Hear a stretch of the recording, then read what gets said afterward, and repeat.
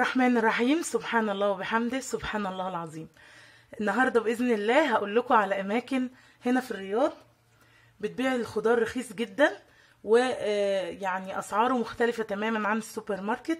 والفكرة كمان مش في السعر القليل، الفكرة إن الطماطم بتاعة المكان ده أو يعني الأماكن اللي بره السوبر ماركت بتبقى طماطم مختلفة عن اللي في السوبر ماركت. اللي في السوبر ماركت بتبقى الطماطم اللي هي القصيرة دي المدورة، اللي شبه يعني تحسيها شبه التفاحة كده، مبططة كده ومدورة.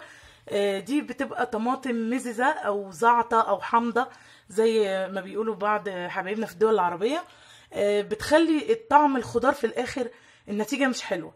يعني بتفرق جدا جدا الطماطم لما تنقيها طعمها مسكر أو طعمها حلو في طعم الخضار أو المحشي أو أي طبيخ انت بتطبخيه.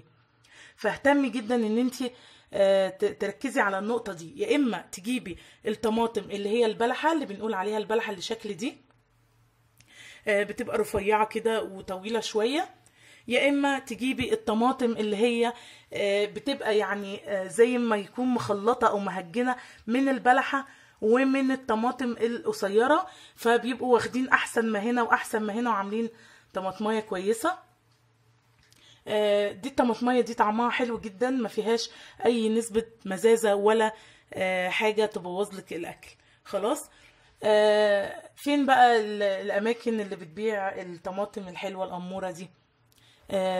انا بطلت اجيب طماطم من السوبر ماركت لان عقدتني وتعبتني جدا، على طول وحشة. ومهما تحطي يعني خضرة زعطة مززة، مهما تحطي معاها صلصة برضو ليها طعم غريب في الاكل.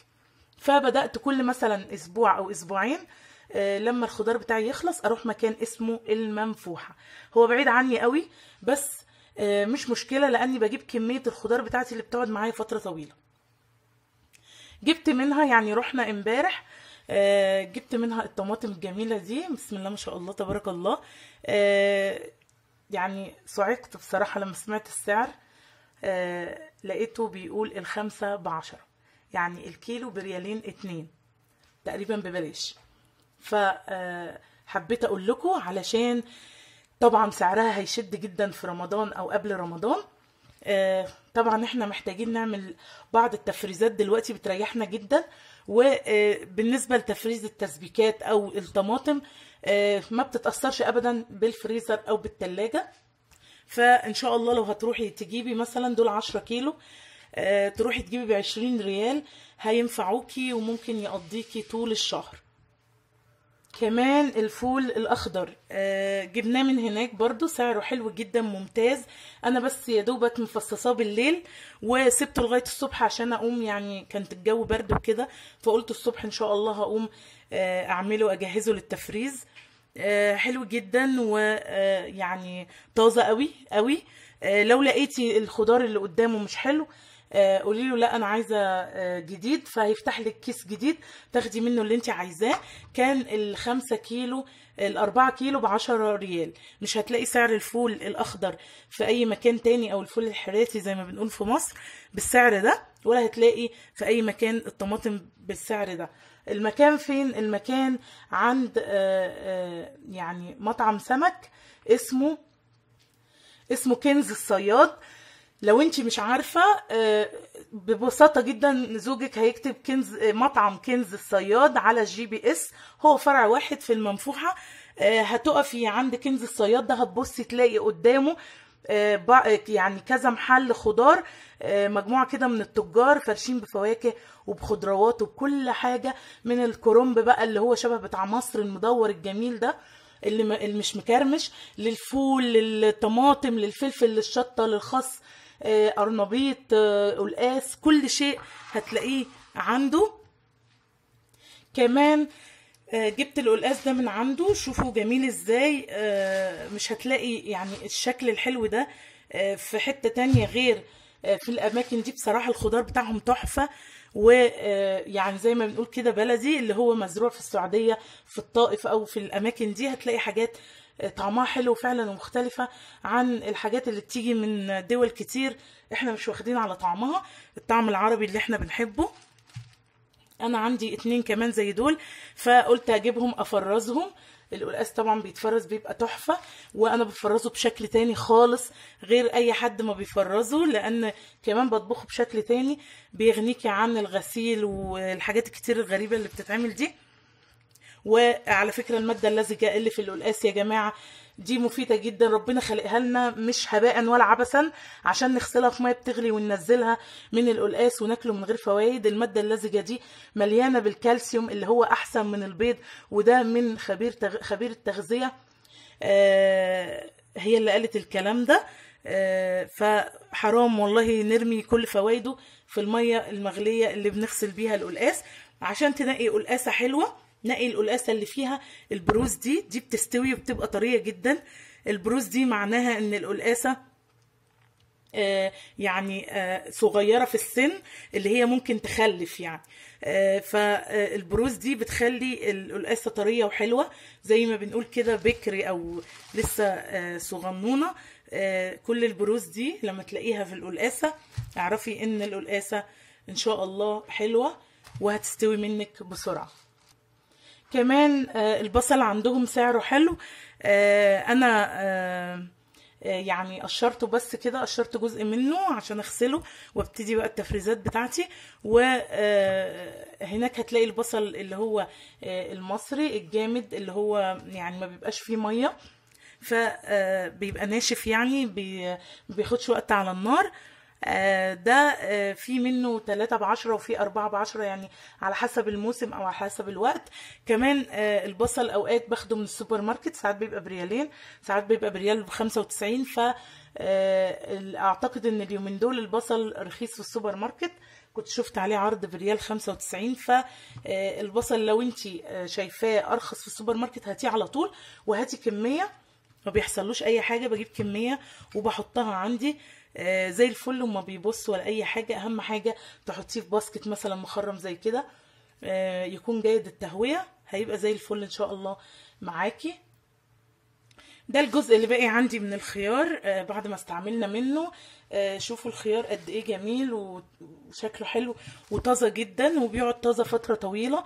الخيار عندهم بريالين بس، يعني الكيلو 5 كيلو ب10 ريال، سعره حلو جدا. عندهم كمان قلت اوريكم دول تقريبا اللي باقيين عندي، انا ما جبتش جديد لاني مش هحتاجهم دلوقتي فمش عايزاه ما يبقاش طازه. الفلفل الاصفر، الميزه عندهم الفلفل الالوان اخضر اصفر احمر، ما بيختلفش زي السوبر ماركت ما بيبيع. السوبر ماركت تلاقي فيه الفلفل الالوان اسعاره 14 ريال واوقات اكتر من كده، لكن عندهم بيبيعوا الفلفل الاصفر. طبعا دي قعدت في التلاجة كتير فقلبت شوية على اخضر، بس هي كانت صفر خالص وانا شارياها. الفلفل الاصفر عندهم والاحمر والاخضر كله 3 كيلو ب10 ريال، يعني الكيلو تقريبا ب3 ريال ونص او 3 ريال وربع حاجة زي كده. فسعره حلو عندهم جدا. فبصراحة انا يعني قبل ما اعرف المكان ده كنت ببقى متضايقة جدا يوم ما ببقى رايحة اشتري خضار من السوبر ماركت، لانه ما كانش بيعجبني، واوقات اروح الاقي الناس خلاص نقت كتير او الناس اخدت الحاجه الحلوه وفاضل لي كوسه مش حلوه، فاضل لي خضار مش حلو، فما كنتش ببقى عارفه اخد حريتي في ان انا انقي. وطبعا السوبر ماركت ما ينفعش تقولي للراجل تعالى حط لي تاني، فانت مضطره تاخدي من اللي عندك يا اما ما تاخديش. لكن هما اقدر انده للبياع او زوجي يعني يندهله يقول له حط لنا تاني او هات لنا حاجه جديده، لان الناس نقت من ده، فيصب لنا بمنتهى الاريحيه كيس جديد او كرتون جديد فيه خضار، انقي براحتي جدا بمنتهى البساطه والسهوله، بجيب احلى خضار بفضل الله. وكمان الباميه عندهم مختلفه طازه تجنن، الكوسه الحشو موجوده طول السنه باحجام بقى اللي هي الاحجام اللي احنا بنحبها دي، والبتنجان الابيض هناك بتاع الحشو ممتاز، الكرنب وهمي روعه جدا جدا هناك. انا جبتش الكرنب دلوقتي مستنيه يعني اجيبه لما يعني نبطل دايت، فحلو جدا الخضار ان شاء الله هناك. حبيت بس انقل لكم تجربتي علشان يعني بيصعب عليا الناس اللي مش لاقيه او مش عارفه اماكن الحاجات اللي بتبيع حاجات حلوه. او حاجات كويسة وممكن تكوني جنبه ومش عارفاه. فان شاء الله باذن الله اكون افدتكم، وانتظرونا بقى ان شاء الله في تفريزات رمضان، هنعمل تفريزات حلوة هتعجبكم. وصلوا على سيدنا محمد وعلى آل سيدنا محمد وعلى أصحاب سيدنا محمد، ومع ألف سلامة. معلش نسيت أقول لكم على الخاص، قلت أقوله بالمرة برضو عشان تعرفي. بيتباع هناك برضو. بصوا الخصاية دي أنا واخدة منها كتير، يعني واخدة كل ده اللي حواليها ده، كانت كبيرة جدا هي ودي. الخصاية كانت كبيرة.